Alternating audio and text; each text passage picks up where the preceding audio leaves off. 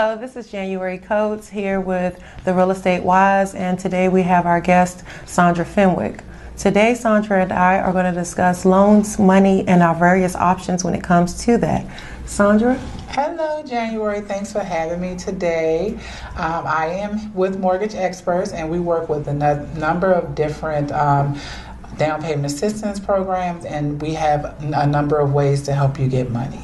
So when it comes to that, the number one question that we have is, can you tell the viewers the difference between a grant program, state and local programs, and how various repayments work? Yes. So we're here in the DMV area, and a grant program is money that you get that you do not have to pay back. And then the state and local programs, they all come with their own stipulations. Most of them are second trust that's attached to your first loan, and you have a number of years that you have before you either start repayment or before that loan is forgiven. And is there like a credit, or is there an income? What are the guidelines, and how do you figure out like who qualifies for those programs? Or should people even want to? Yeah. Whew, that's a loaded question. That's a lot. Sorry, you all. But we got to get to the nitty gritty yes. and get you all the questions you want answered. Yes. Grants, loans, which direction should we go in as the market heats up? Yes. So I tell all my clients, no money is free money.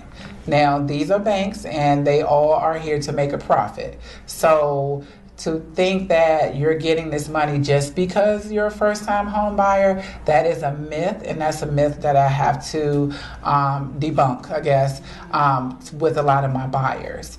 Most of these come with, again, like I said, a second trust where it's attached to your first one. Some of them, like, for example, HPAP in DC, you have to stay in that house for at least 5 years, and then you start your repayment. They have their own loan term, and if you were to sell or to refinance your first loan, then you have to pay that money back in full.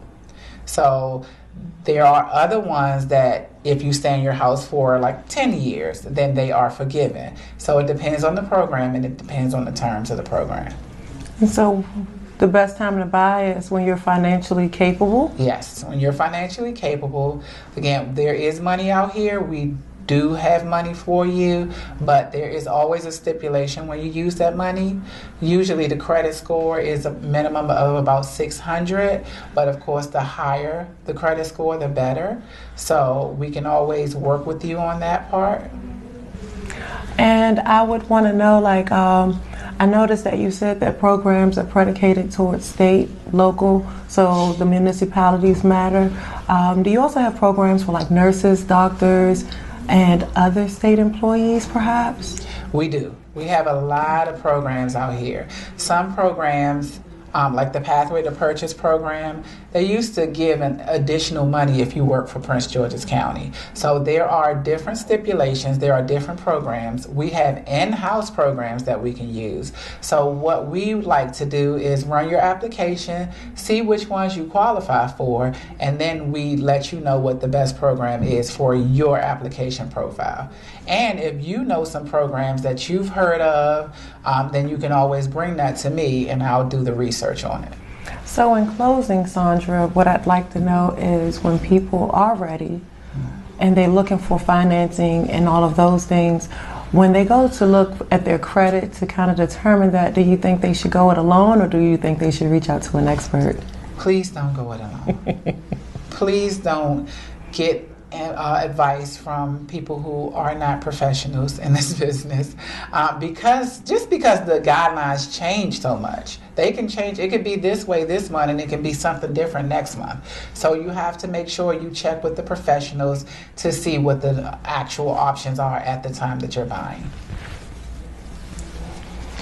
Well, I really appreciate all the information that you've given us.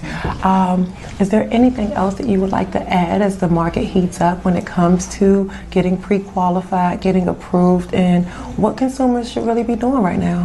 What you should really be doing is making sure all of your paperwork is in place.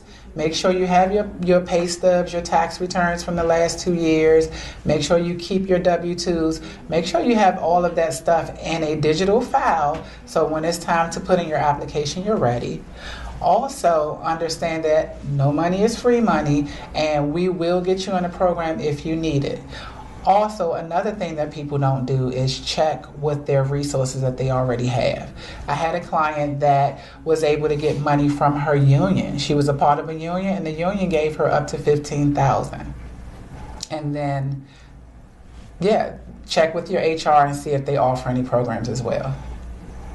Well, we thank you for tuning in to a wonderful episode of the Real Estate Wise with Anchor January Codes. I look forward to you tuning in next week. Look forward to seeing you then. Have a great day. Thank you. Have a good day.